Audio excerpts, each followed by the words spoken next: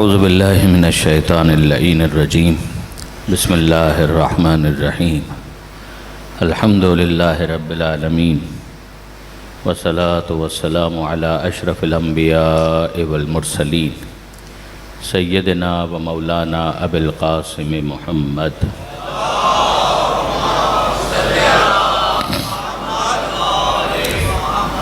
وأہل بیتہ الطیبین الطاہرین المعصومین المظلومین المنتجبین المنتخبین المیامین لا سیما علی الامام المنتظر والحجة الثانی عشر الذین اذهب اللہ عنہم الرجس وطہرہم تطہیرا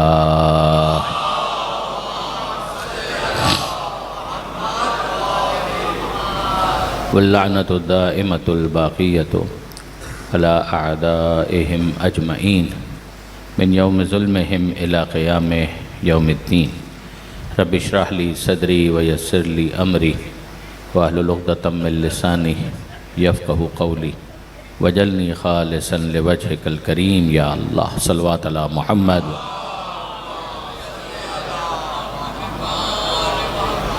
اما بعد فقد قال اللہ سبحانہ وتعالی فی القرآن الحکیم بسم اللہ الرحمن الرحیم اللہ ولی الذین آمنوا یخرجہم من الظلمات الی النور والذین کفروا اولیاؤہم الطاغوت یخرجونہم من النور الی الظلمات اولئک اصحاب النار ہم فیہا خالدون وقال اللہ سبحانہ وتعالی یا ایتها النفس المطمئنہ ارجعی الی ربک راضیۃ مرضیہ فادخلی فی عبادی وادخلی جنتی صلوات علی محمد وآلہ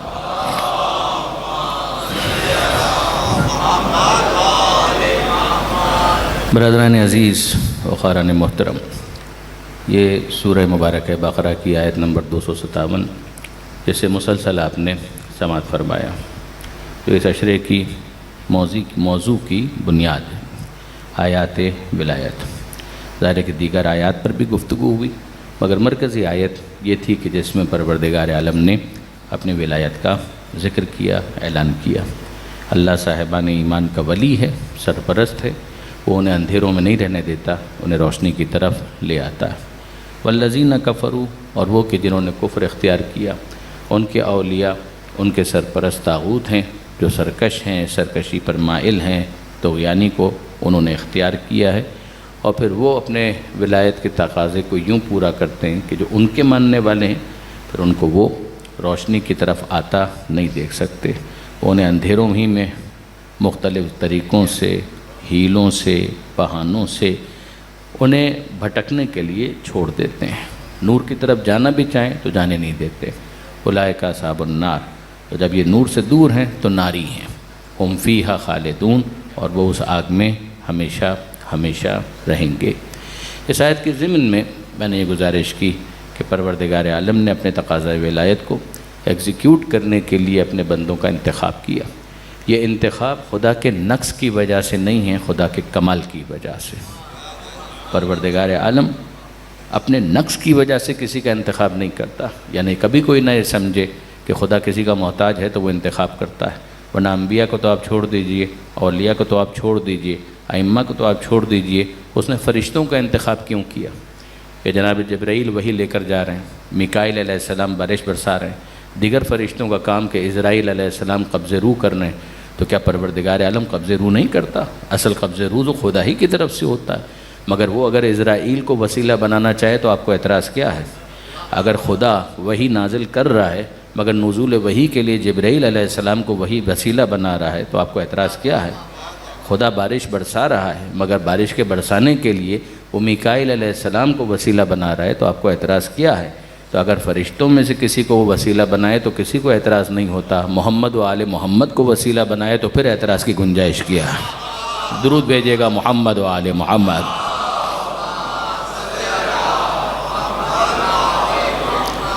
خاص طور پر اگر آپ کل کی گفتگو سے اس کو متصل کریں کہ پروردگار عالم صحن عالم میں اگر بے نقاب ہو کر آ جائے تو یہ اس کی محدودیت ہوگی، یہ مخلوق کے اوصاف ہیں، پروردگار عالم مخلوق کے اوصاف سے بری ہے، وہ خالق ہے، وہ وہی کام کرے گا جو خالق کو کرنا چاہیے، وہ وہی کام کرے گا جو مالک کو کرنا چاہیے، وہ وہی کام کرے گا، اگر وہ رب ہے تو اس کی ربوبیت کا جو تقاضا ہے اسی کو وہ پورا کرنے کے لیے کام کو انجام دے گا۔ تو وہاں جب آدم علیہ السلام کی خلافت کا اعلان کیا تب بھی ربوبیت کا حوالہ دیا گیا کہ تمہارے رب نے کہا کہ میں زمین میں خلیفہ بنانے والا ہوں۔ تو یاد رکھیے گا کہ ہدایت وہ کام ہے کہ جو پروردگار عالم اپنی ربوبیت کے ماتحت کر رہا ہے، یعنی اس کے رب ہونے کا تقاضا کہ چونکہ وہ پالنے والا ہے تو جب وہ جسم کو پال رہا ہے تو جسم کو غذا کی ضرورت ہے تو رزاق بن کر وہ اپنے رب ہونے کا ثبوت دے گا۔ جسم کو اگر پانی کی ضرورت ہے تو وہ پانی کو اس دنیا میں فراہم کر کے اپنے رب ہونے کا ثبوت دے گا۔ یہ رزاقیت، یہ اس کی ربوبیت کا اظہار ہے۔ تو بس سوال اتنا سا ہے کہ کیا انسان کو اس نے فقط جسم دیا ہے؟ اگر جسم دیا ہے تو اس نے جسمانی غذا کا انتظام کیا، یہ اس کے رب ہونے کا تقاضا ہے، اور جب اس نے روح اور عقل دی ہے تو روح اور عقل کے لیے روحانی غذا اور ہدایت فراہم کرنا یہ بھی اس کے رب ہونے کا تقاضا ہے۔ اب اگر وہ جسم کو غذا فراہم کرنے کے لیے روٹی کو وسیلہ بنائے تو اگر کوئی موحد یہ کہے کہ میں کیسے روٹی کو کھاؤں جب وہ ہے رازق، تو میں تو اسی سے رزق کا طلبگار ہوں، بے شک آپ اس کو رازق مانتے ہوئے رزق کے طلبگار ہوں گے، مگر وہ آپ کو روٹی کے وسیلے کی طرف لے جائے گا۔ بے شک آپ اس کے رب ہونے کی وجہ سے، اس کے رازق ہونے کی وجہ سے اس سے پانی کے طلبگار ہوں گے، مگر وہ پیاس بجھانے کے لیے بہتے ہوئے پانی کی طرف متوجہ کرتا ہے۔ اور جتنے احباب اور افراد ہیں وہ سب اس بات کو بخوبی سمجھتے ہیں، روٹی کا ٹکڑا گر جائے تو آنکھوں سے لگا کر کھا لیتے ہیں، پانی اگر ضائع ہو رہا ہو تو کہا جاتا ہے نعمت خدا ہے، احترام کرو۔ تو آپ غور کریے کہ اگر جسم کے لیے کوئی سبب اور وسیلہ قرار پایا تو وہ آپ کے نزدیک احترام کا مستحق ہو گیا، اور جس کو خدا نے روح کی غذا کے لیے ہادی بنا کر ہدایت کا وسیلہ بنایا وہ آپ کے نزدیک قابل احترام نہیں ہے۔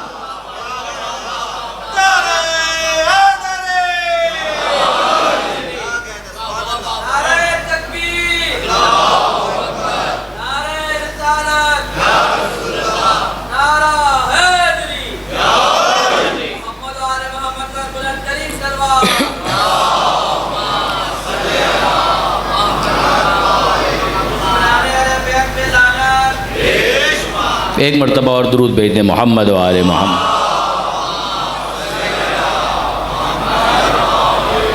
یعنی برادران عزیز، اس بات کو کیونکہ میں چاہتا ہوں کہ اپنے نوجوان دوستوں کے لیے اس کو کلیریفائی کروں، خاص طور پر اگر کسی کے ذہن میں تشویش ہے یا کوئی بات ایسی ہے کہ جو وسوسے کا باعث ہے، اندیشے کا باعث ہے، تو میں اپنے نوجوان دوستوں کے لیے بات گزارش کر رہا ہوں کہ آپ غور کیجئے کہ اسلام کا مزاج کیا ہے۔ اسلام بت پرستی کا مخالف ہے، یقیناً اسلام شرک کا مخالف ہے، یقیناً اسلام خدا کی توحید کو منوانا چاہتا ہے، یقیناً اسلام یہ پسند کرتا ہے کہ خدا کی عبادت ہو اور بس اسی کی عبادت ہو، مگر قطعاً یہ نہ سمجھیے گا کہ خدا کو ایک ماننے کا تقاضا بدتمیز بننا ہے۔ قطعاً یہ مت سمجھیے گا کہ خدا کو ایک ماننے کا مطلب ہے کہ انسان بدتمیز بنے گا تب وہ موحد بنے گا۔ موحد ہونے کا یہ تقاضا نہیں ہے کہ انسان بدتمیز بنے، موحد ہونے کا تقاضا یہ ہے کہ جس کو وہ ایک مان رہا ہے عبادت اس کی کرے گا، اور جو اس سے منسوب ہوگا اس کی عظمت کا اعتراف کرے گا، اس کی محبت کو اپنے دل میں جگا دے گا۔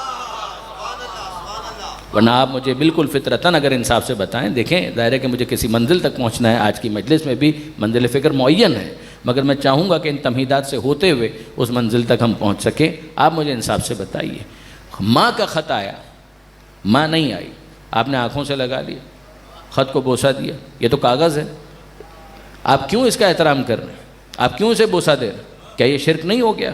تو سب کہیں گے کہ نہیں جناب، خط تو کاغذ ہے، جو الفاظ اس پر لکھے ہوئے ہیں وہ سیاہی ہے، مگر سیاہی ہونے کے باوجود، خط کاغذ ہونے کے باوجود منسوب کس سے ہے؟ لکھا کس نے ہے؟ اگر ماں نے لکھا ہے تو اس خط کو چومنا فقط خط کو چومنا نہیں ہے، ماں سے محبت کا اظہار ہے۔ تو اگر ماں کا خط آ جائے اور اس کو چومنا محبت کا اظہار بن سکتا ہے تو ماں کی قبر کو بوسہ دینا محبت کا اظہار نہیں ہوگا؟ اور اگر ماں کی قبر کو بوسہ دینا محبت کا اظہار ہو جائے گا تو پھر اس نبی کی قبر کو بوسہ دینا کیوں کر شرک ہوگا؟ وہ نبی، وہ اہل بیت کہ جن کے اوپر دنیا کی ساری مائیں قربان، سارے باپ قربان، ساری دنیا قربان، اس سے اگر محبت کے اظہار کے لیے کوئی بوسہ دے تو اس میں شرک کا کون سا پہلو آ گیا؟ اور پھر اس کے بعد آپ انصافاً دیکھیں تو برادران عزیز آپ کو اس کو کتنی ہی مثالیں مل جائیں گی کہ حجر اسود کو پیغمبر اکرم بوسہ دیا کرتے تھے تو سارے مسلمان بوسہ دے رہے ہیں، تو کوئی سوال تو کرے کہ یہ کیا عجیب تضاد ہے، کیونکہ شرک کے اندر بھی کہیں ہو کہیں نہ ہو کا کوئی استثناء موجود ہے کہ یہ والا شرک تو خدا کو پسند ہے اور وہ والا شرک خدا کو پسند نہیں؟ اگر شرک ہے تو وہ شرک ہے، یہ کیسے ہو سکتا ہے کہ اس کو بوسہ دینا تو شرک ہو اور اس کو بوسہ دینا شرک نہ ہو؟ درود بھیجئے محمد و آل محمد۔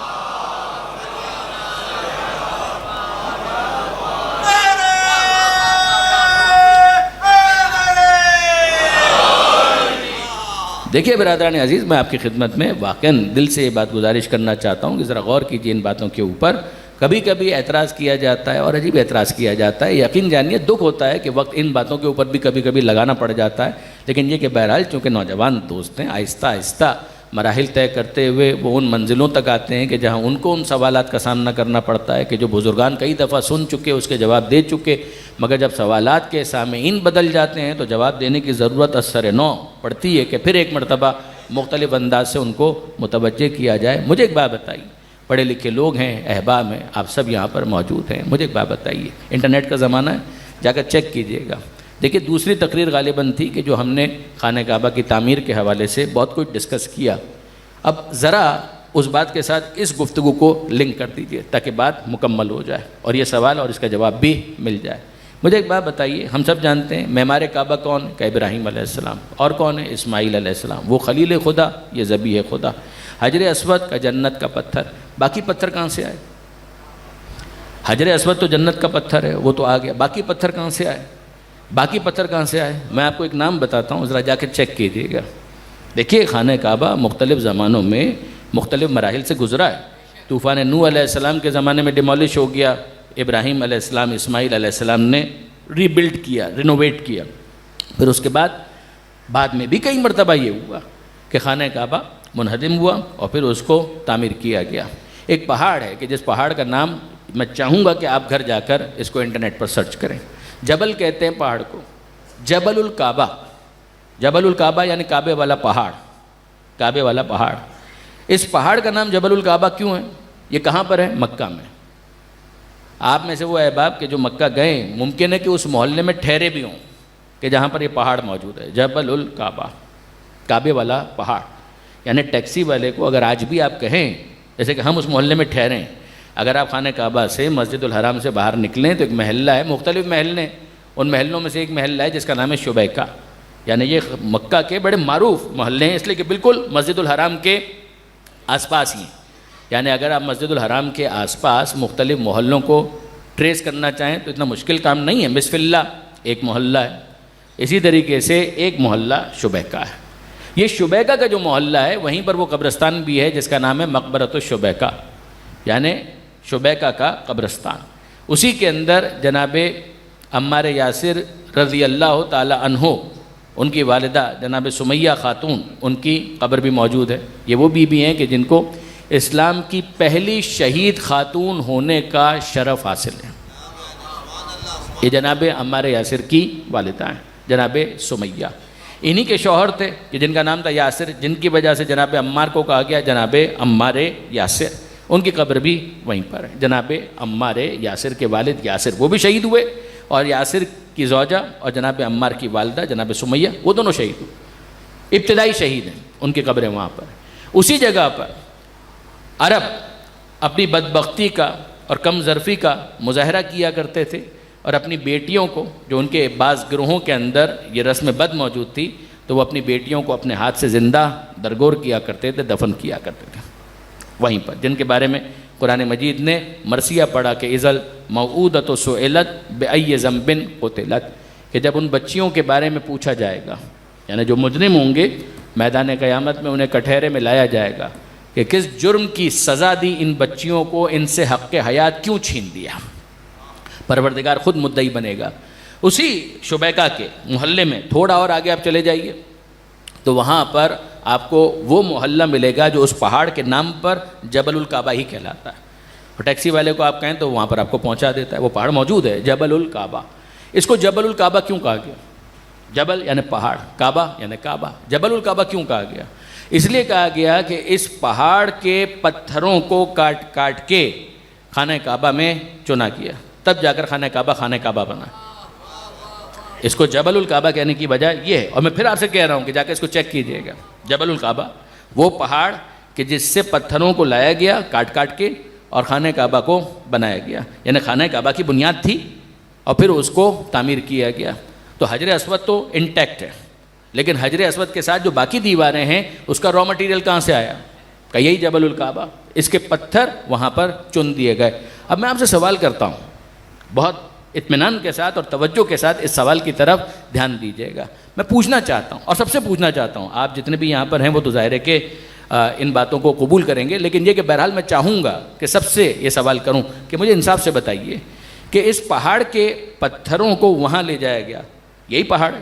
کہ جی ہاں یہی پہاڑ ہے، اسی کے پتھر ہیں، اسی کے پتھر ہیں۔ کہاں لے جایا گیا؟ اس جگہ پر کہ جہاں پر خانہ کعبہ ہے، اور پھر انہی پتھروں کو چن دیا گیا تو دیواریں بن گئی۔ جب چاروں طرف دیواریں بن گئیں تو اس کی چھت ڈال دی گئی، اور جب چھت ڈال دی گئی تو یہ خانہ کعبہ تیار ہو گیا۔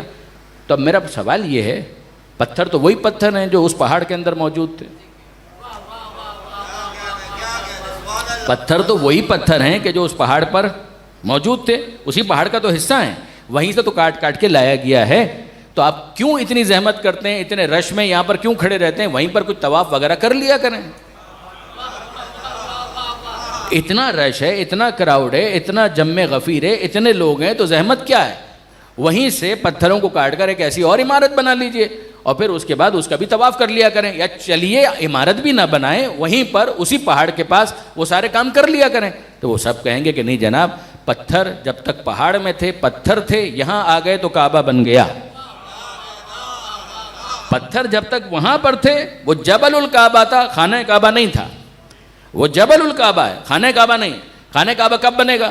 پتھر وہیں سے آئیں، مگر یہاں آ کر اگر ان کو چن دیا جائے، دیوار بنا دی جائے، تو اب یہ جبل الکعبہ نہیں ہے، خانہ کعبہ ہے۔ ہم نے کہا یہ تو آپ اپنے دل کو بہلانے کے لیے کہہ رہے ہیں۔ نہیں نہیں، آپ کیسی بات کہہ رہے ہیں، صرف دل کو بہلانے کی بات نہیں ہے۔ تو ہم نے کہا اگر یہ اصول آپ کو سمجھ میں آ گیا تو آئندہ کبھی عباس کے علم پر اعتراض مت کیجیے گا۔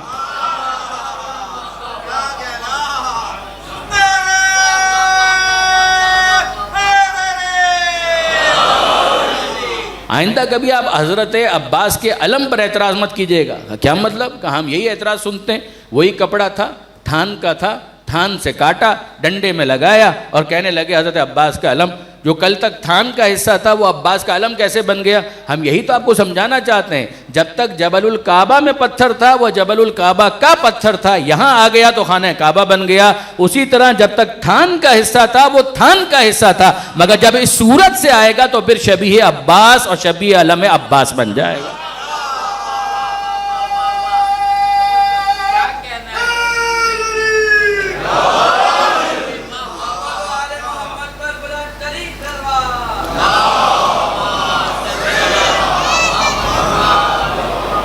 پروردگار عالم ان انسانوں کو اور ان سے منسوب جتنے نشانات ہیں ان کو محو ہوتے ہوئے نہیں دیکھنا چاہتا۔ ہم میں سے کوئی نہیں کہتا کہ حضرت عباس کا علم جو ہے وہ خدا ہے، ہم میں سے کسی نے اس کو خدا نہیں کہا، ہم نے اسے حضرت عباس بھی نہیں کہا، ہم نے اسے اصل علم بھی نہیں کہا، ہم نے تو اسے شبیہ علم حضرت ابوالفضل عباس کا۔ اس کے ذریعے سے ہم چاہتے کیا ہیں؟ ہم چاہتے بس اتنا ہے کہ ذہنوں کو منتقل کریں، ذہنوں کو متوجہ کریں کہ شبیہ کو دیکھو تو اصل علم یاد آئے، اصل علم یاد آئے تو وہ صاحب علم یاد آئے جس کو ہم علمدار کہتے ہیں، اور جب علمدار ذہن میں آئے تو وہ حسین یاد آئے کہ جس کے یہ علمدار تھے، جس کے یہ وفادار تھے، اور جب حسین یاد آئے تو وہ پشت یاد آئے کہ جس پر حسین بیٹھا کرتے تھے، وہ آغوش یاد آئے کہ جس میں حسین سویا کرتے تھے، اور جب یہ سب یاد آ جائیں تو پھر وہ خدا یاد آئے کہ جس نے ان کا انتخاب کیا۔ یہ ہے پروردگار عالم تک پہنچنے کا وسیلہ۔ ان الحسین مصباح الہدی و سفینۃ النجات، ہدایت کا چراغ بھی حسین ہے، نجات کی کشتی بھی حسین ہے۔ درود بھیجئے محمد و آل محمد۔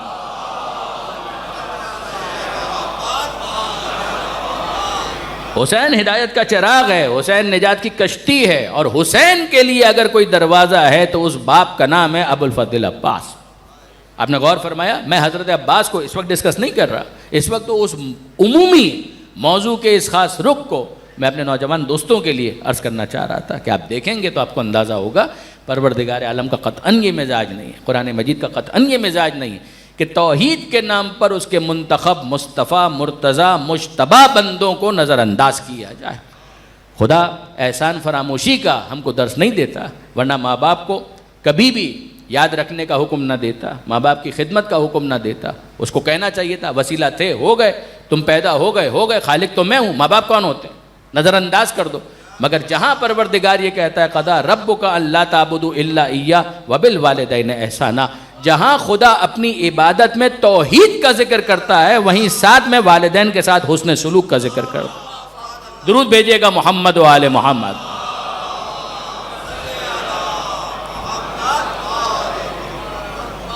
آپ نے غور فرمایا برادران عزیز، میں آپ کی خدمت میں اپنا ایک ذاتی واقعہ بھی ضرور عرض کرنا چاہوں گا۔ دیکھیں بعض اوقات جب یہ چیزیں مس انڈرسٹینڈنگ کی حد تک آ جاتی ہیں تو بعض ذہنوں کے اندر وسوسے آتے ہیں۔ مجھے یاد ہے ایک مومن نے، نام نہیں لوں گا، انتقال ہو گیا ان کا، اور مومن ہی تھے، بالکل میں گواہی دیتا ہوں کہ وہ مومن تھے، صاحب ایمان تھے، آل محمد کے ماننے والے تھے، 12 امام کے ماننے والے تھے، اللہ ان کے درجات کو بلند کرے۔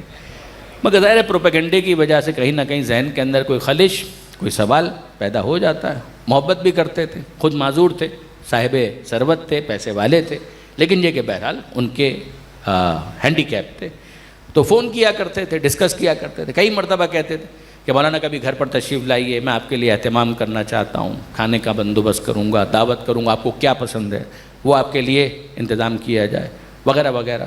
تو کراچی والوں کی تو مرغوب ڈش جو ہے وہ بریانی ہے، بریانی، اور کراچی ہی کے اندر وہ بھی تھے۔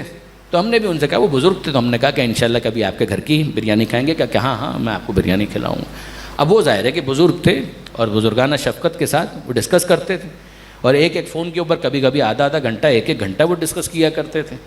تو ظاہر ہے کہ ایک مرتبہ انہوں نے یہ ساری باتیں، میں سمجھ گیا تھا کہ کہیں کسی پروگرام کے اندر انہوں نے وہابی افکار کو سن لیا ہے اور توحید کے نام پر ان کو بلیک میل کیا جا رہا ہے۔ میں معذرت چاہتا ہوں یہ لفظ استعمال کرنے پر، مگر یہ ہے کہ توحید کے نام پر بلیک میل کیا جا رہا ہے، یعنی وہ جو اپنا استبداد قائم کرنے کے لیے جو مدعا پیش کیا جاتا ہے وہ یہ، تو توحید خطرے میں، توحید خطرے میں، کہا توحید نہیں خطرے میں ہے، آپ کے مذمومات خطرے میں ہیں، آپ کا زوم ناقص خطرے میں ہے۔ آپ کا خیال یہ ہے کہ پروردگار عالم کی توحید کوئی شیشے کا گھر ہے کہ جو اس طرح کے معاملات سے کہیں بھی اس کو نقصان پہنچ سکتا ہے، قطعاً ایسا نہیں۔ تو انہوں نے جب فون کے اوپر مجھ سے یہ کہا کہ مولانا بہرحال یہ سمجھ میں نہیں آتا، تو میں نے بھی ظاہر ہے کہ وہ بزرگ تھے، تو میں نے ان کو جو آسان سی مثال دی جس کو وہ سمجھ بھی گئے بہت آسانی کے ساتھ، وہ یہی تھی۔ میں نے ان سے کہا کہ بات بتائیے، سب چھوڑیے، آپ کو لگتا ہے کہ یہ جس طرح سے احترام کیا جاتا ہے، یہ جس طریقے سے تعظیم کی جاتی ہے، تو آپ کا گمان اور آپ کا خیال یہ ہے کہ یہ کہیں شرک تو نہیں ہو رہا؟ کہا کہ ہاں یہی مجھے لگتا ہے۔ میں نے کہا سب چھوڑیے، آپ تو مجھے دعوت دیتے ہیں، اتنی مرتبہ کہہ چکے ہیں، اگر میں آپ کے گھر پر آؤں تو آپ کیا کریں گے؟ کہ میں ایک بہترین انتظام کروں گا، جو میرے بس میں ہوگا وہ سب کروں گا، کھانے کا انتظام کروں گا، یہ کروں گا، وہ کروں گا، میں بہت بڑی محبت۔ یہ بتائیے آپ کے والدین وہ خود بزرگ تھے، کا انتقال ہو گیا، ماں باپ دونوں کا انتقال ہوگا؟ جی ہاں، دونوں کا انتقال ہوگا۔ تو میں نے ان سے پوچھا کہ ایک بات بتائیے کہ ظاہر ہے کہ آپ نے یادگار کے طور پر گھر میں اپنی والدہ محترمہ، ظاہر ہے کہ انسان اپنی ماں سے زیادہ اٹیچ ہوتا ہے، یہ مثال میں والد کی بھی دے سکتا تھا، مگر ظاہر ہے کہ انسان اپنی ماں سے زیادہ اٹیچ ہوتا ہے۔ تو میں نے ان سے کہا کہ یہ بتائیے کہ جو آپ کی والدہ گزر گئی، خدا ان کی مغفرت کرے، ان کے درجات بلند کرے، آپ نے یادگار کے طور پر کوئی تصویر وغیرہ وہ تو رکھی ہوگی؟ دیکھیے ان کا اعتراض علم، تابوت، ان ساری چیزوں کے اوپر۔ کہا کہ ہاں بالکل بالکل ان کی تصویر ہے۔ تو میں نے کہا ظاہر یادگار کے طور پر آپ نے تصویر کہیں ڈسپلے پر بھی رکھی ہوگی پریزنٹیشن کے ساتھ، کہ ایسی کہ جسے رکھا جا سکے۔ اب ظاہر ہے کہ جہاں گھر کے ہی افراد ہوں تو وہاں پر تو ضرورت نہیں ہے، لیکن یہ کہ دوسرے افراد بھی ہیں تو وہاں کوئی تصویر لگائی جائے گی تو خاتون کی اگر ہوگی تو حجاب میں ہوگی۔ تو آپ نے ایسی کوئی تصویر؟ کہا کہ ہاں میرے گھر کے اندر بالکل ایسی تصویر والدہ کی موجود ہے، ان کی یاد مجھے آتی ہے، لہٰذا میں نے وہ تصویر رکھی ہے اور سامنے رکھی ہے ایسے کہ ڈسپلے پر، اور بہت مناسب تصویر ہے۔ میں کہ جب آپ مجھے مہمان بنا رہے ہیں اور بلا رہے ہیں کہ میں آپ کے گھر پر آؤں، تو اگر میں آپ کے گھر پر آ کر ایک کام کروں کہ آپ کی جو والدہ کی تصویر ہے اسے فریم سے نکالوں اور نکال کر زمین پر پھینکوں اور پھر اس کو روند دوں اپنے پیروں سے، تو آپ میرے ساتھ کیا کریں گے؟ اگر میں آپ کی والدہ کی تصویر فریم سے نکالوں، زمین پر پھینکوں اور اس کو روند دوں اپنے پیروں تلے، تو آپ میرے ساتھ کیا کریں گے؟ اچھا میں یقین کیجئے کہ وہ انگریزی بھی بہت اچھی بولتے تھے، تو میں انٹیسپیٹ کر رہا تھا کہ ابھی یہ انگریزی میں گالیاں دینا شروع ہوں. انگریزی میں نہیں تو اردو کی کوئی گالی آئے گی. لیکن یہ ہے کہ انہوں نے ایسا تو کچھ نہیں کہا، لیکن یہ ہے کہ بہرحال ایک جملہ انہوں نے ضرور کہا، اور اسٹل آئی ریممبر کہ یہ جملہ انہوں نے کہا. میں نے کہا کہ اگر میں آپ کی والدہ کی تصویر نکالوں اور پھینکوں زمین کے اوپر اور رون دوں، کیا کریں گے آپ؟ تو آئی ول سے گیٹ آؤٹ. انہوں نے کہا کہ میں آپ سے فوراً کہوں گا گیٹ آؤٹ، نکلیں یہاں سے. گیٹ آؤٹ تو مجھے اچھی طریقے سے یاد ہے، یعنی ان کے لہجے کے ساتھ یاد ہے کہ انہوں نے کہا گیٹ آؤٹ، کہ یہاں سے نکلیں. یا یہ نکلیں کا ترجمہ تو پھر کچھ تکلفات کے ماتحت ہے، ورنہ اس کا صحیح ترجمہ تو ہوگا دفع ہو جائیے. اس کا صحیح ترجمہ تو یہی ہے کہ دفع ہو جائیے. دیکھیے یہی ایک جملہ ہے کہ جو اظہار ناراضی کے لیے کبھی پیغمبر نے بھی استعمال کیا تھا.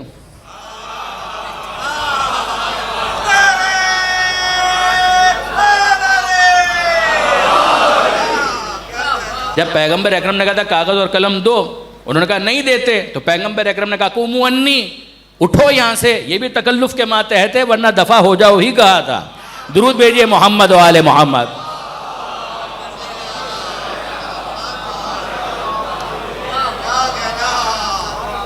مگر وہ پیغمبر اکرم کا کہنا وہ تو ظاہر ہے کہ مبنی پر حق تھا، ان کا جو کہنا ہے یہ بھی مبنی پر حق تھا. یعنی اگر واقعاً ایسا کوئی کرے تو یہی ہوگا، یعنی آپ بھی یہی کریں گے، میں بھی یہی کروں گا، جو بھی ہوگا وہ یہی کرے گا. تو میں نے ان سے یہ کہا کہ ابھی آپ کچھ دیر پہلے تو اتنے احترام سے کہہ رہے تھے آپ آئیں گے، وہ بریانی کیا ہوئی؟ وہ بریانی کیا ہوئی؟ وہ چکن مٹن بیف جو بھی تھا وہ کیا ہوا؟ وہ اس بریانی کے اندر موجود آلو کیا ہوئے؟ آلو سے آپ لوگ ناراض مت ہو جائیے گا، اس لیے کہ ہمارے یہاں کھوجوں کے اندر بریانی میں آلو بھی ہوتے ہیں. میں ورنہ حضرت علامہ طالب جوہری صاحب فرمایا کرتے تھے مجھے آپ لوگوں کی بریانی اسی لیے بہت پسند ہے کہ اس میں آلو بھی ہوتے ہیں. ورنہ ظاہر ہے کہ عام جو بریانی کی جو ریسیپی ہے اس میں شاید آلو نہیں ہوتے ہیں. تو بہرحال آلو ہوں یا نہ ہوں وہ تو بالکل آلو والی بریانی کھلانے کے لیے تیار تھے. تو میں نے ان سے پوچھا وہ جو ابھی آپ تھوڑی دیر پہلے کہہ رہے جو آپ کو پسند ویسی بریانی اور اس کے اندر یہ بھی اور وہ بھی، اور ظاہر ہے کہ میں بھی ایک خرد کی حیثیت سے مزے لے کے ان کی باتیں سن رہا تھا، اور جب وہ سوال کر چکے تھے تو اسی طرف مجھے لے کر بھی جانا تھا. تو میں نے کہا وہ کیا ہوئی بریانی کی جو آپ بات کر رہے تھے، وہ جو آپ کہہ رہے تھے کہ میں یہ انتظام کروں گا وہ اہتمام کروں گا، کہا کہ یہ حرکت اگر آپ کریں گے تو کوئی احترام باقی نہیں رہے گا. میں نے کیا کیا آپ کے ساتھ؟ میں نے آپ کو تو کچھ بھی نہیں کہا. نہیں آپ نے مجھے تو کچھ نہیں کیا مگر میری ماں کی توہین کی. میں نے کہا یقین کیجئے میں نے آپ کی ماں کی توہین نہیں کی، یقین کیجئے کہ میں نے آپ کی ماں کی توہین نہیں کی. یعنی اس فرضی ہائپوتھیٹیکل اس ایزمپشن کے اندر بھی آپ نے جو اصول قائم کیا ہے اس کے مطابق میں نے آپ کی ماں کی کوئی توہین نہیں کی. بہت توجہ کیجئے گا. جو آپ نے ہائپوتھیسس دیا، جو آپ نے ایزمپشن دیا، جو آپ نے فرض کیا، جو آپ کا مفروضہ تھا، اس کے مطابق میں نے آپ کی ماں کی کوئی توہین نہیں کی. میں نے آپ کی ماں کی تصویر کی توہین کی. میں نے آپ کی ماں کی توہین نہیں کی. آپ کیوں کہہ رہے ہیں کہ میں نے آپ کی ماں کی توہین کی؟ میں نے کوئی توہین نہیں کی. آپ کی ماں کا تو انتقال ہو چکا ہے، تو آپ کی ماں کی میں توہین کر ہی کیسے سکتا ہوں؟ وہ تو اس دنیا سے جا چکی ہیں. تو میں نے کوئی بے ادبی آپ کی والدہ کے ساتھ نہیں کی. میں نے تو آپ کی والدہ کی تصویر کے ساتھ جو کچھ کیا ہے وہ تصویر کے ساتھ کیا ہے. اور اب آپ غور کیجئے، اپنے اصول کے مطابق ذرا غور کیجئے اور مجھے بتائیے تصویر کیا ہے؟ کاغذ کا ایک ٹکڑا فریم کے اندر، اس کاغذ کے اوپر ایک نقش ہے جو ابھار دیا گیا ہے. تو وہ آرٹسٹ اور نقاش کے فن کے اوپر تو دلیل ہے، مگر آپ کی ماں تو نہیں ہے، یہ تو تصویر ہے. کل مولانا یہ مجھے آپ کو سمجھانا پڑے گا کہ جب وہ میری ماں کی تصویر ہے تو اگر اس کی آپ نے توہین کی تو یہی مانا جائے گا کہ میری ماں کی توہین کی. ہم نے کہا سبحان اللہ. میرے بزرگ، میرے محترم، یہی تو میں آپ کو سمجھانا چاہ رہا ہوں جو اب آپ مجھے سمجھا رہے ہیں. یہی پہلے میں آپ کو سمجھانا چاہ رہا تھا جو اب آپ مجھے سمجھا رہے ہیں، اور میں یہی چاہتا تھا کہ آپ خود اس نتیجے تک پہنچے. آپ انصاف سے بتائیے، کاغذ کو کوئی پھاڑ کر پھینک دے، اس پر اگر آپ کی ماں کی عکس کو نقش کر دیا گیا ہے تو اس کو آپ اپنی ماں کی توہین سمجھتے ہیں، اور عباس کے علم کی اگر کوئی توہین کرے تو اسے عباس کی توہین نہیں سمجھتے. اگر کوئی حسین کے تابوت کا احترام کر رہا ہے، منسوب ہے، یہ نسبتوں کا معاملہ ہے. یہ انصاف کی بات یہ ہے کہ یہ نسبتوں کا معاملہ ہے. اگر آپ اس نسبت کو ہی نہیں سمجھ رہے تو پھر ہم آپ کا کیا کریں؟ کسی دنیا کے ملک میں آپ چلے جائیے، یہاں پر تو اب آپ دین بھی ریلیونٹ ہو گیا نا. اگر کوئی ایسی کنٹری ہے کہ جہاں پر ایتھیزم کے قائلین اکثریت میں ہیں، آپ وہاں پر جا کر اس ملک کے پرچم کو پیروں تلے روند کے دکھائیے، اس ملک کے پرچم کو پیروں تلے رونق کے دکھائیے تو ہم جانیں. وہاں پر یہ کہیے کہ کل تک تھان کا حصہ تھا, آج آپ نے ڈنڈے میں لگا دیا تو یہ آپ کا فلیگ ہو گیا. آپ رونگیے نا اس کو پیروں تلے اور کہیے کہ میں آپ کے ملک کی توہین نہیں کر رہا. یہ عقل انسانی فطرتاً متفق ہے, کنسنسس ہے کہ اگر کسی ملک کا کوئی نشان ہے اور اس نشان کو, اس پرچم کو, اس رایت کو, اس علم کو توہین کا نشانہ بنایا جائے تو یہی مانا جائے گا جیسے اس ملک کی بے عزتی کی گئی, توہین کی گئی. تو ملک کا پرچم اگر توہین کا نشانہ بنے تو ملک کی توہین ہو جاتی ہے, اور وہ کہ جو صاحب رایت اسلام ہو اس کے علم کی شبیہ کی اگر توہین ہو تو آپ کو صاحب رایت کی توہین سمجھ میں نہیں آتی.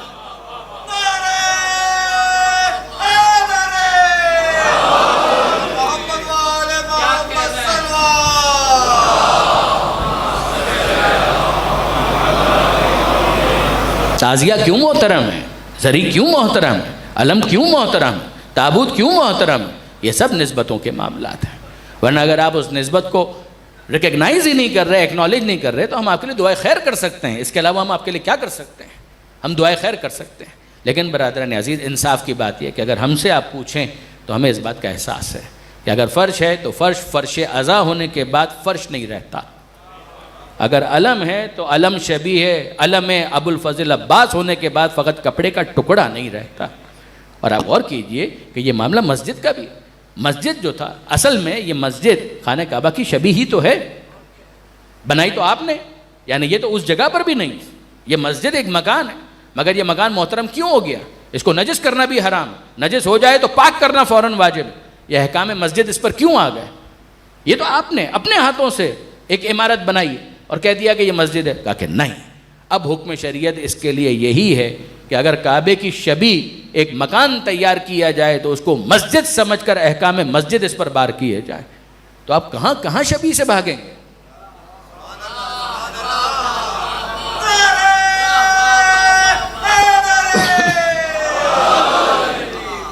آپ کہاں کہاں شبیہ سے بھاگیں گے؟ آپ مجھے بتائیے, وہ پہاڑیاں کہ جن کو صفا اور مروہ کہا جاتا ہے, ان کے بارے میں قرآن کیا کہہ رہا ہے؟ پہاڑی ہے.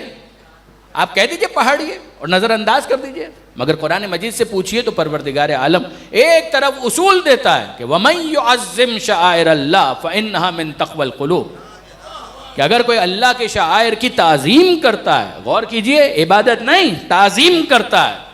یہ لفظ خود بتا رہا ہے کہ عبادت اور ہے, تعظیم اور ہے.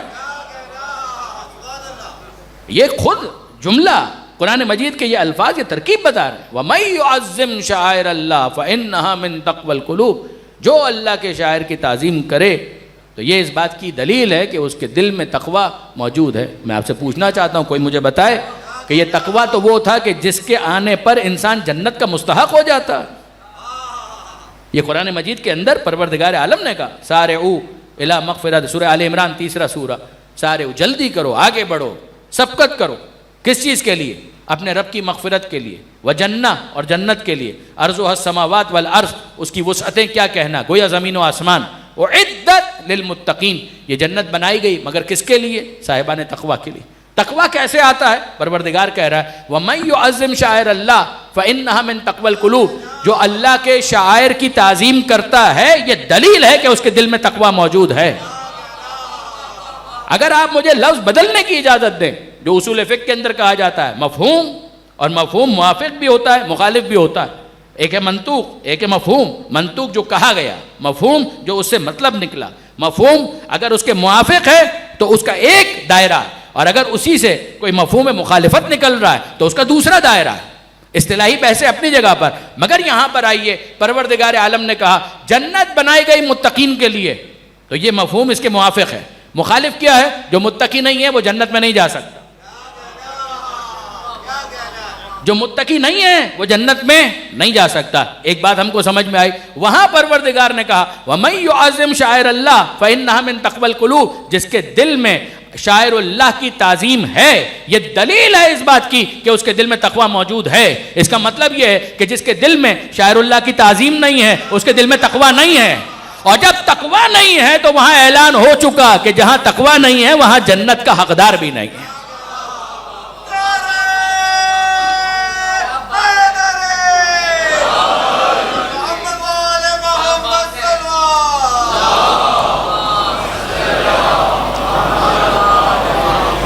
یہاں پروردگار عالم نے پھر مصداق سمجھایا، وہاں اعلان کیا، یہ سورہ حج کیا ہے، اور یہاں سورہ بقرہ کے اندر پروردگار عالم فرماتا ہے ان الصفا والمروہ من شعائر اللہ. شعائر شعیرہ کی جمع ہے، شعیرہ یعنی نشانی، نشانی کے لیے ایک لفظ ہے آیت اور دوسری لفظ ہے شعیرہ، اسی کی جمع شعائر. وہاں پروردگار نے کہا جو اللہ کی نشانی بن جائے، جو اللہ کی نشانی ہو، یعنی جس کو دیکھ کر خدا یاد آ جائے، جس کو دیکھو تو خدا یاد آ جائے، کہ وہ شاعر ہیں. اور یہاں پروردگار نے تعارف کروایا کہ سب کچھ ہم سمجھائیں گے مگر کچھ بتائیں گے، کچھ تمہیں خود سمجھنا ہے.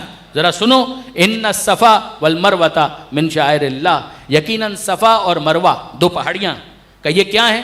شاعر اللہ ہیں؟ نہیں، شاعر اللہ نہیں ہے.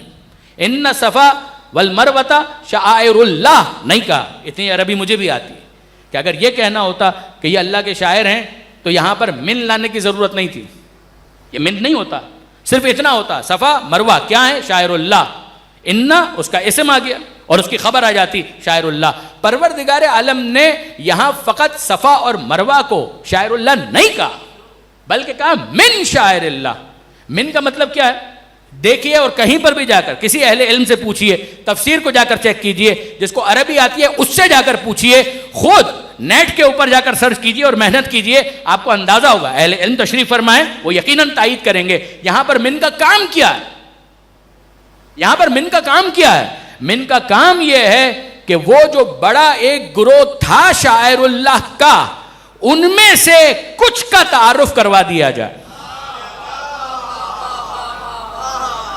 وہ جو ایک وسیع ذخیرہ تھا، ایک کلیہ تھا، ایک کلی تھا، ایک جنرل رول تھا جس کے کئی ایپلیکیشن ہو سکتے تھے، ان میں سے کچھ کا تعارف کروا دیا جائے کہ ان الصفا والمروہ من شاعر اللہ.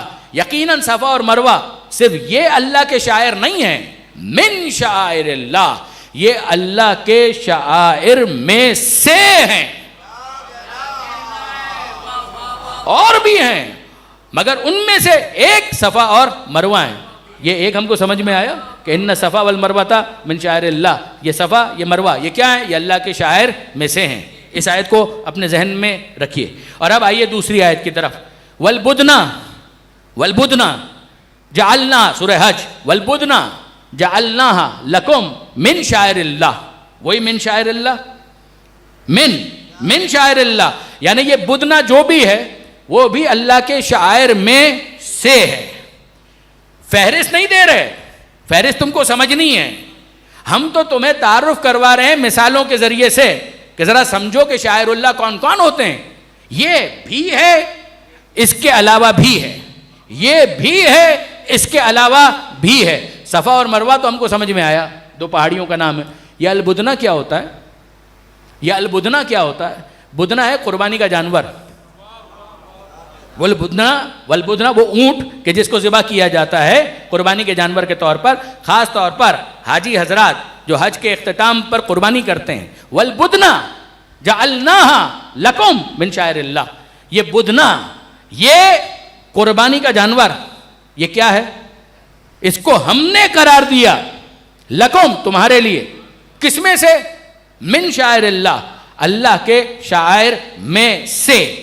تو ہمارے سامنے دو کا تعارف تو آ گیا. صفا اور مروہ پہاڑیاں ہیں مگر اللہ کے شاعر ہیں. وہ قربانی کا جانور جو ذبح ہو جاتا ہے وہ اللہ کے شاعر میں سے ہے. دیکھیے برادران عزیز، یہ قربانی کا جانور تو جب ذبح ہو جاتا ہے تو ختم ہو جاتا ہے. اونٹ تو بہت سارے ہیں، اونٹ تو بہت سارے ہیں مگر ان سب کو شاعر اللہ نہیں کہا گیا. اونٹ بہت سارے ہیں، ہر ایک کو شاعر اللہ نہیں کہا گیا. پہاڑ بہت سارے ہیں، ہر پہاڑ کو شاعر اللہ نہیں کہا گیا. صفا اور مروہ یہ اللہ کے شاعر میں سے ہے. میں پوچھنا چاہتا ہوں، عالم اسلام سے پوچھنا چاہتا ہوں، مجھے بتائیں ان پہاڑیوں میں کیا خصوصیت ہے؟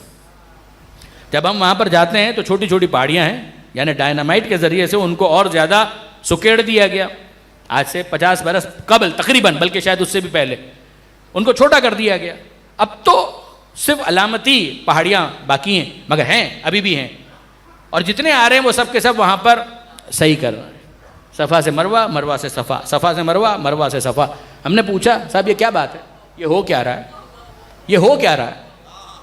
کہ یہ صفا اور مروہ ہے. کہا ٹھیک ہے صفا اور مروہ ہے, یہ تو آپ نے نام بتایا, یہ کیا ہو رہا ہے؟ کہ یہ جو عمل ہو رہا ہے اس کو صحیح کہتے ہیں. اور کیوں ہو رہا ہے؟ کیوں ہو رہا ہے؟ کہ ایک بی بی تھی, ہاجرہ نام تھا, انہوں نے یہاں پر کبھی صحیح کی تھی, دوڑی تھی. تو ٹھیک ہے وہ دوڑی تھی, کیوں دوڑی تھی؟ کہ ان کا بچہ تھا, اسماعیل نام تھا, پانی ختم ہو گیا تھا, پانی کی تلاش میں صفا سے مروہ, مروہ سے صفا. میں کہا ٹھیک ہے وہ تو پانی کی تلاش میں دوڑ رہی تھی, یہ کیوں دوڑ رہے ہیں؟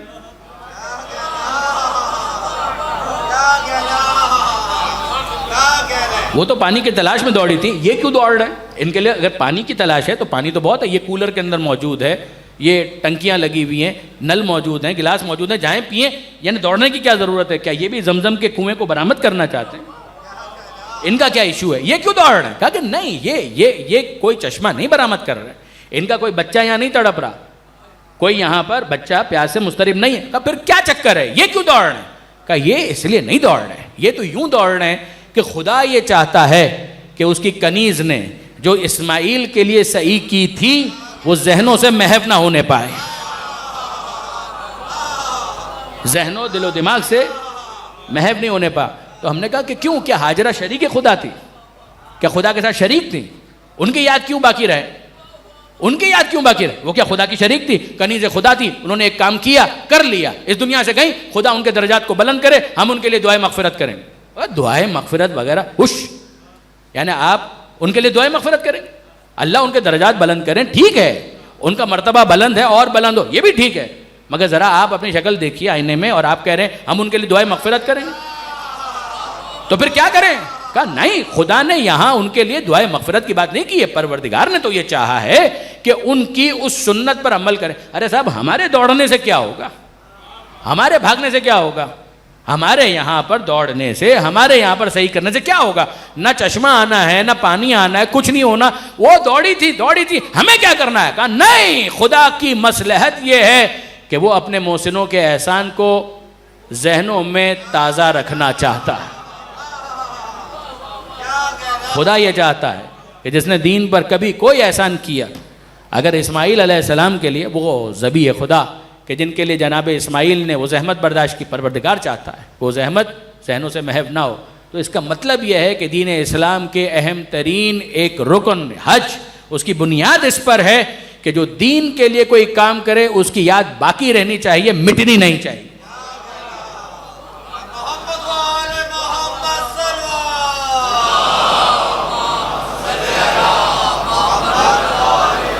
اور اس کے لیے ہم کو دوڑایا جا رہا ہے. صفا اور مروہ کے درمیان علامہ رشید ترابی علی اللہ مقامہ, انہوں نے ایک مرتبہ اس پر تبصرہ کیا. انہوں نے کہا تھا اگر یہ سارا تبصرہ جو ابھی میں نے آپ کے سامنے بیان کیا کہ بھئی یہ صفا یہ مروہ, اس کے درمیان جناب ہاجرہ یوں دوڑ رہی تھیں, پانی تلاش کر رہی تھیں, معطل نہیں بیٹھی تھیں, اسماعیل علیہ السلام کی جان بچانے کے لیے پانی تلاش کر رہی تھیں, اور بالآخر پانی آیا, مگر وہاں آیا کہ جہاں پر اسماعیل ایڑیاں رگڑ رہے تھے. جناب علامہ رشید ترابی فرماتے ہیں, انہوں نے کہا کہ اگر کوئی غیر مسلم باہر سے دور سے آج کی اصطلاح میں یوٹیوب پر ویڈیو میں یا کہیں اوپر محل میں مہمان بن کر اوپر سے دیکھے اور کہے کہ یہ حج ہو رہا ہے, کہا ہاں حج ہو رہا ہے, کہا حج میں کیا ہو رہا ہے؟ یہ یوں سفید چادریں پہن کر دوڑ رہے ہیں, اور اس کو یہ بیک گراؤنڈ معلوم نہ ہو تو اس کی زبان پر آئے گا دیوانے ہیں.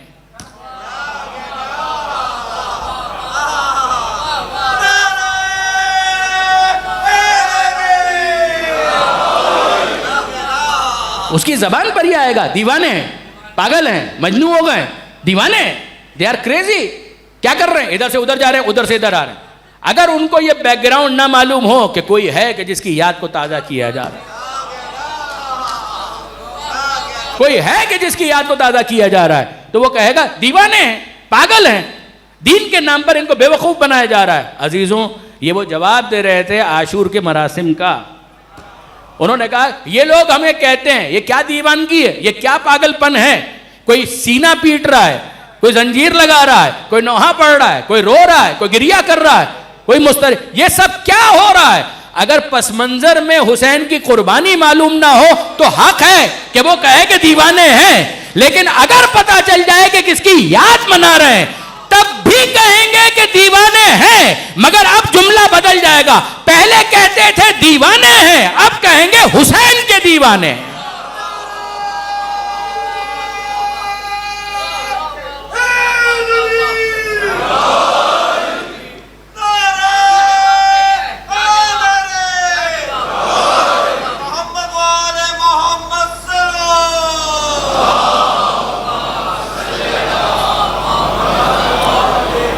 اس وقت بھی کہہ رہے تھے دیوانے, اب بھی کہیں گے دیوانے, مگر اب کہیں گے دیوانے فقط دیوانے نہیں ہیں, یہ حسین کے دیوانے, یہ ہیں مجنون ہیں, مگر یہ وہ ہے کہ جن کو حسین نے اپنا دیوانہ بنایا, یہ حسین کے عشق میں گرفتار ہیں, یہ حسین کے عاشق ہیں.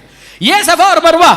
اور اب میں آپ سے پوچھتا ہوں برادران عزیز, وہ دوسرا جو مصداق قرآن نے بیان کیا, بس آخری بات, والبدن جعلناها لکم من شعائر اللہ, وہ بدن یعنی قربانی کا جانور. میں آپ سے پوچھنا چاہتا ہوں, یہ اللہ کا شاعر ہے, اسے پتہ ہے کہ اس کو قربان کیا جا رہا ہے, اسے معلوم ہے کہ اسے قربان کیا جا رہا ہے؟ نہیں, اسے نہیں معلوم. کیا یہ اپنی مرضی سے قربان ہو رہا ہے؟ نہیں, یہ اپنی مرضی سے بھی قربان نہیں ہو رہا. کیا اس کی اپنی نیت ہے قربانی کی کہ یہ قربتاً الی اللہ قربان ہو رہا ہے؟ جواب جی نہیں. اور یہ شاعر اللہ ہے, یہ اللہ کا شاعرہ, یہ اللہ کے شاعر میں سے ہے. کہ کیوں؟ اس لیے قربانی کا جانور ہے. کہ قربان کون کر رہا ہے؟ کہ وہ تو دوسرا کر رہا ہے. دوسرا اسے قربان کرے تو اس کی نیت کی وجہ سے یہ شاعر اللہ میں سے. بہت توجہ کیجئے گا, دوسرا اسے قربان کرے تو اس قربان کرنے والے کی نیت کی وجہ سے یہ بن جائے شاعر اللہ میں سے. اور اگر کوئی اپنی مرضی سے اپنا بھرا گھر قربان کر دے تو اسے آپ شاعر اللہ نہیں مانیں گے. جو حکم خدا کے آگے یوں سرنڈر کرے, سر تسلیم خم, جو اسلام کے لفظ کا مطلب ہے کہ الاسلام ہوا تسلیم, جو یوں قربان کرے, اپنے آپ کو بھی قربان کرے, اصغر کو قربان کرے, ہاتھوں میں وہ بچہ ہو اور حسین کہے رضن بقضائک و تسلیما لامرک, مالک میں تیری رضا پر راضی ہوں, میں تیرے امر کے آگے سر تسلیم خم کرتا ہوں.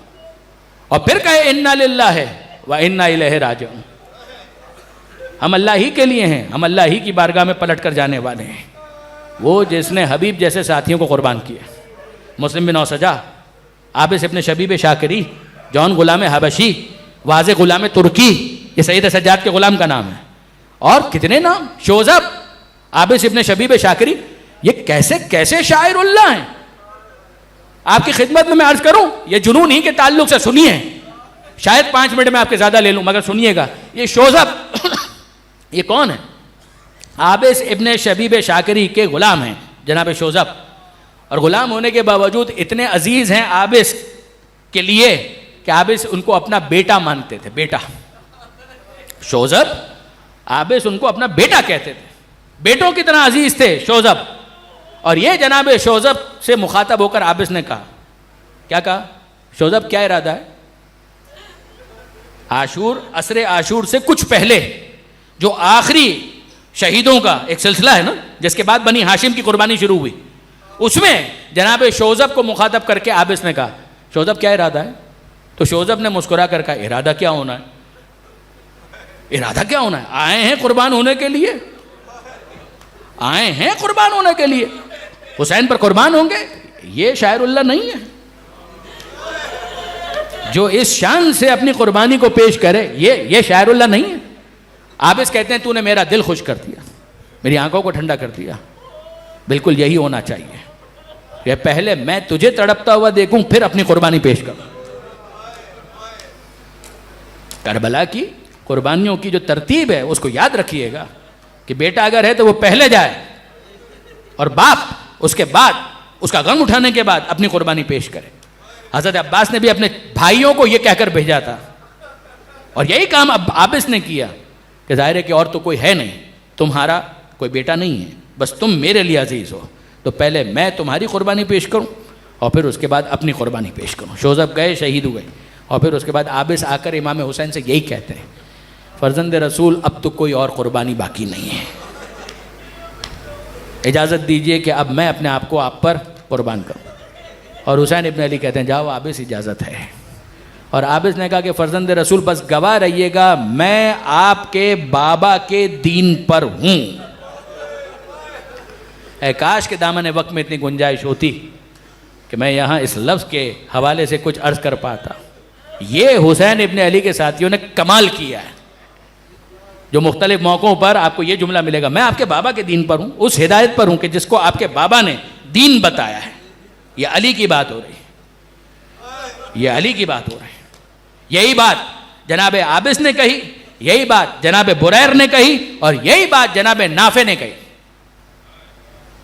انا جملی, میں جملی ہوں, انا علی دین علی, اور میں علی کے دین پر ہوں, علی کے دین پر ہوں. کوئی نہ کہے کہ یہ دو شہزادوں کی جنگ تھی, یہ دین کی جنگ تھی, یہ دین کی جنگ تھی. بریر نے میدان میں جا کر باقاعدہ مباہلہ کیا علی کے نام پر. کربلا کے میدان میں عاشور کے دن جناب بریر حمدانی نے مباہلہ کیا ہے, صرف مقابلہ نہیں کیا, مباہلہ کیا ہے کہ میں ہوں علی کے دین پر, میں علی کو حق سمجھتا ہوں, تم بتاؤ تم کس کو سمجھتے ہو. مباہلہ کیا ہے بریر حمدانی نے. غور فرمایا برادران عزیز آپ نے, یہ عابس ابن شبیب شاکری جب میدان میں گئے ہیں تو جناب عابس کے مقابلے پر کوئی نہیں آ رہا تھا. مقتل میں صراحت ہے کہ کوئی نہیں آ رہا تھا عابس ابن شبیب شاکری کے مقابلے پر, اور کسی نے یہ کہا کوئی اس کے مقابلے پر نہ جائے, اسود من الاسود, یہ شیروں کا شیر ہے, خبردار کوئی اس کے مقابلے پر مت جائے. جناب عابس ابن شبیب شاکری نے کہا الا رجل لرجل, ارے اس مرد کے مقابلے پر کوئی مرد نہیں ہے تم میں سے جو مقابلہ کرے. کوئی نہیں آیا. اور اس وقت جناب عابس نے ایک کام کیا, اپنے سر پر موجود خود اتار کر پھینک دیا, اپنی زرہ اتار کر توڑ دی, اور کہا اب تو کوئی آؤ میدان میں. یہ انداز دیکھ کر کسی نے کہا اجننتا یا عابس, اے عابس کیا پاگل ہو گیا, خود اتار کر پھینک دیا, زرہ اتار کر پھینک دی. تو آپ کو جملہ معلوم ہے عابس کا, ہمارا سلام ہو شہدائے کربلا پر. عابس سے اس نے یہ کہا تو نے خود اتار کر پھینک دیا, اپنی زرہ اتار کر پھینک دی, اجننتا یا عابس, اے عابس کیا پاگل ہو گیا ہے, مجنون ہو گیا ہے. عابس کا جواب یہ تھا اجننی حب الحسین, مجھے حسین کی محبت نے پاگل بنا دیا, میں حسین کی محبت میں مجنون ہو چکا, مجھ پر جنون طاری ہو چکا. میں آپ سے پوچھتا ہوں جب عابس کا یہ عالم ہے تو عباس کا کیا عالم ہوگا. اجرکم اللہ. شب عاشور ہے اور کل دن یوم عاشور, خاک اڑانے کا دل ہے. کوئی کچھ نہ پڑھے, کوئی کچھ نہ بولے, تب بھی آنکھوں میں آنسو آ جاتے. حسین کی تنہائی کا سوچ کر آنکھوں میں آنسو آ جاتے. اس شب میں حسین نے بیعت کا توق ہٹایا تھا, رخصت کی اجازت دی تھی, کوئی نہیں گیا.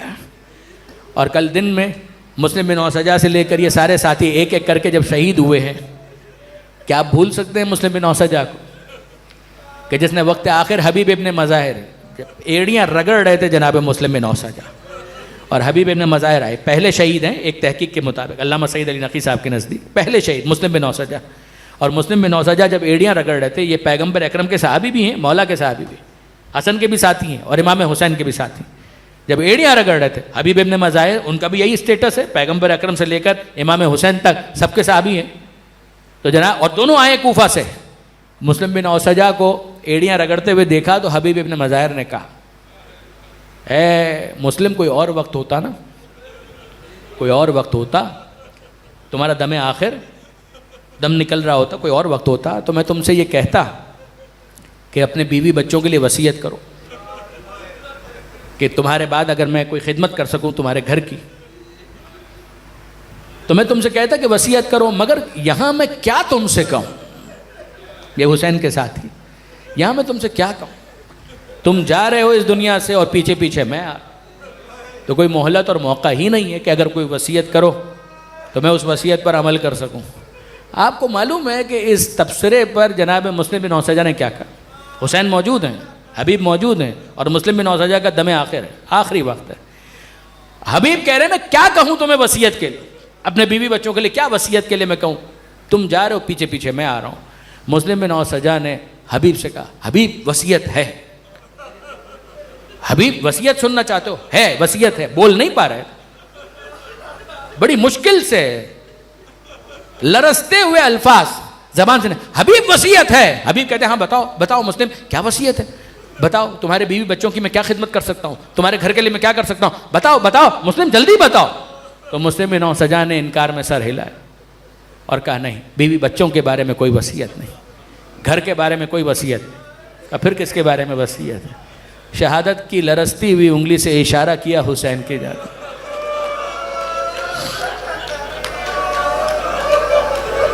شہادت کی لرزتی ہوئی انگلی, شہادت کی انگلی لرز, حسین کی طرف اشارہ کیا اور بڑی مشکل سے ایک جملہ کہا, اسی کا بحاظ المظلوم. وصیت ہے مگر اپنے لیے نہیں ہے, اپنے گھر کے لیے, اپنے بیوی بچوں کے لیے نہیں ہے. تو پھر کس کے لیے؟ زہرا کے مظلوم لال کے لیے وصیت ہے. کیا وصیت ہے؟ قاتل دونہ حتی تقتل. اے حبیب حسین کو تنہا مت چھوڑ دینا.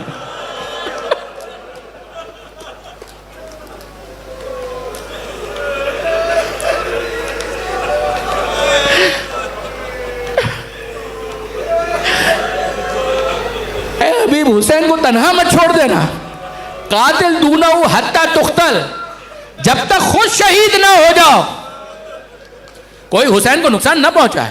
حبیب مسکرائے, اے مسلم یہ بھی کوئی کہنے کی بات ہے, میرا بچپن کا دوست, میرا بچپن کا دوست ہے, میں کیسے حسین کو تنہا چھوڑ سکتا ہوں؟ عزیزوں مجھے بتائیے, میں نے تو چند نام لیے نا, شوذب, عابس, یہ مسلم بن اوسجا, یہ حبیب ابن مظاہر, یہ ساتھی حسین کو کتنے یاد آئے ہوں گے جب حسین کہہ رہے تھے حل من ناصر ینصرنا.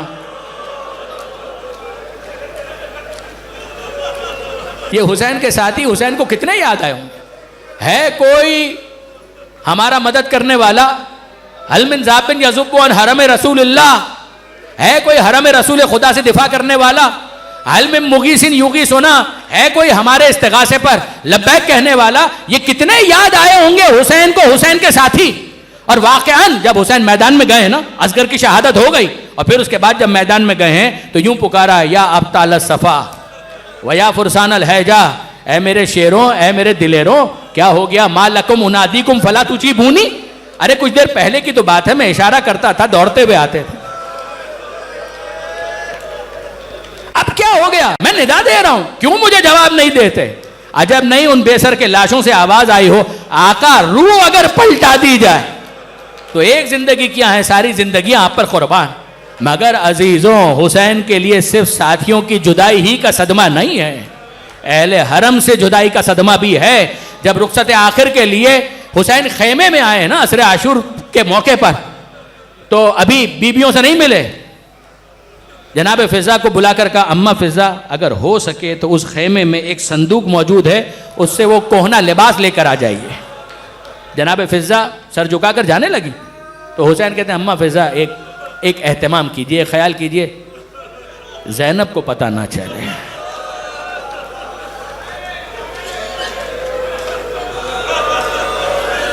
زینب کو پتہ نہ چلے کہ میں نے کوہنا لباس منگوایا ہے. جناب فضا کی آنکھوں میں آنسو آ گئے.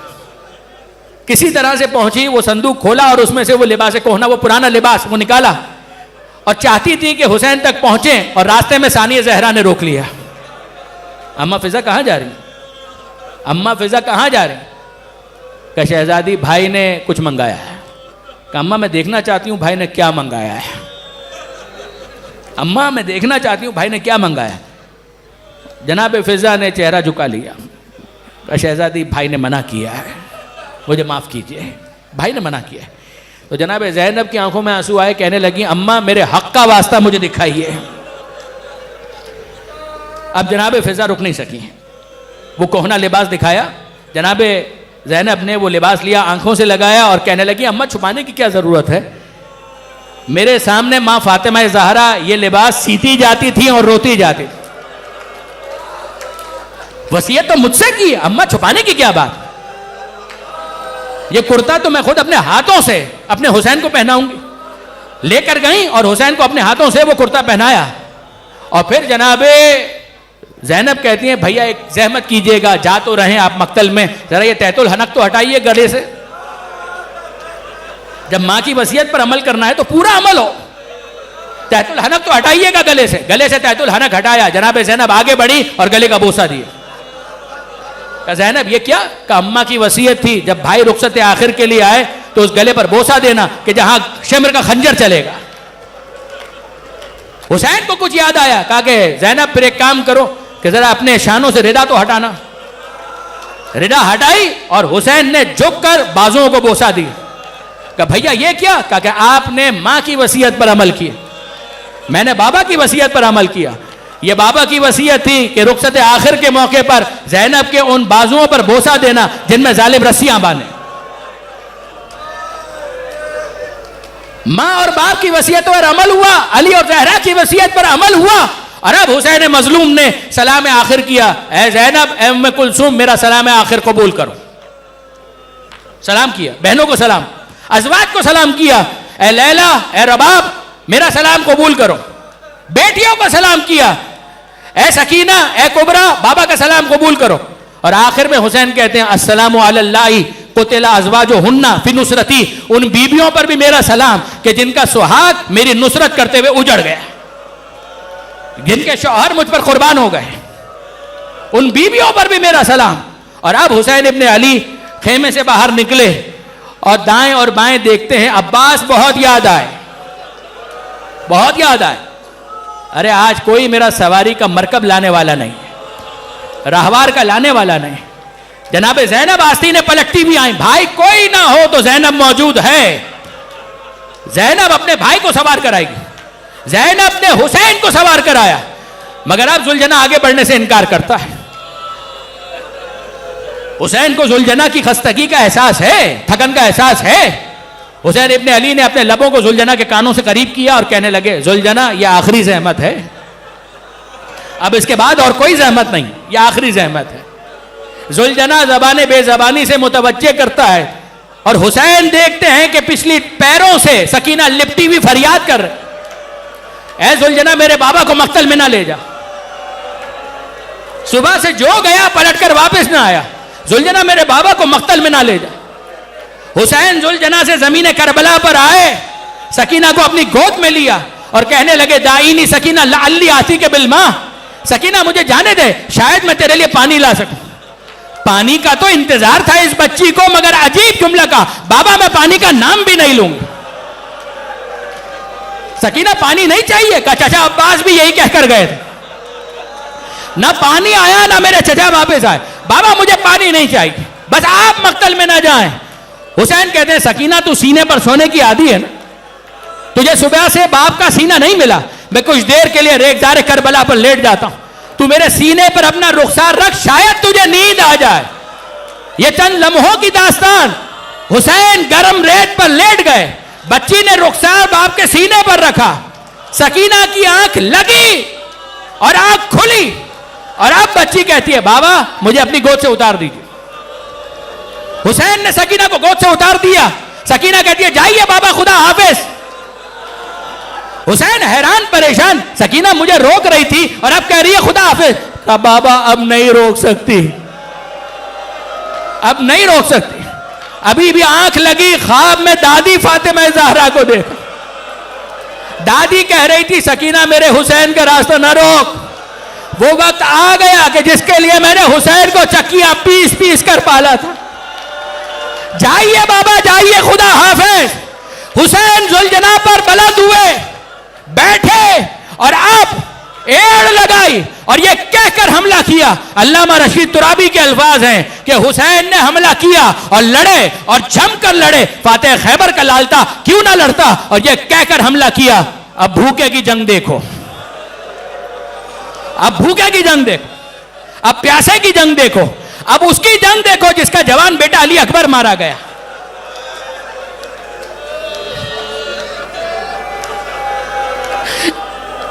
اب اس کی جنگ دیکھو جس کا جوان بیٹا علی اکبر مارا گیا، اب اس کی جنگ دیکھو جس کا جوان بھائی عباس مارا گیا۔ فرات کے کنارے پہنچے، رکابوں میں پیر دے کر خود کو بلند کیا اور لاشائے عباس کو مخاطب کر کے کہتے ہیں عباس تم نے بھائی کی جنگ دیکھی؟ جب تم لڑ رہے تھے تو میں مرحبا کہہ رہا تھا۔ اے عباس کے اپنے بھائی کو مرحبا نہ کہو گے؟ لاشائے عباس سے کوئی آواز نہ آئی، مگر خیموں کے پاس سے زینب پکاری مرحبا ابن رسول اللہ، اے فرزند رسول اگر کوئی مرحبا کہنے والا نہیں ہے، یہ ماجائی موجود ہے، حسین مرحبا سن رہے تھے، لڑ رہے تھے، فضا میں آواز گونجی یا ایتھا النفس المطمئنہ، نفس مطمئنہ پلٹا، ارجعی الی ربک راضیۃ مرضیہ، اس عالم میں کہ تو اپنے رب سے راضی، تیرا رب تجھ سے راضی، بندگان خاص تیرے مشتاق، میرے جنت تیری منتظر۔ حسین ابن علی زخمی تھے، مقابلہ کرتے کرتے اور زخمی ہوئے، کسی نے پتھر مارا، کسی نے تلوار سے حملہ کیا، کسی نے تیر چلائے، حسین ڈگمگا رہے تھے۔ عمر سعد نے کہا حرملہ زہرا کا لال زمین کربلا پر گرے، ایسا کچھ کر، 3 بھال کا تیر رہا ہوا، حسین کی پیشانی میں پیوست ہوا، فوارہ خون کا، حسین زمین پر، زمانے کے امام کی فریاد، میرا سلام ہو اس پر کہ جو جب زین سے زمین پر آیا، نہ زین پر تھا نہ زمین پر تھا، ہاتھوں سے زور لگایا، سینے کے تیر پشت سے باہر نکلے، اور اب حسین مناجات کر رہے ہیں اور شمر کا خنجر چل رہا ہے، صدا گونجی علاقت قتل الحسین بکربلا، علاقت ذبح الحسین بکربلا، ہائے حسین کشتہ شو۔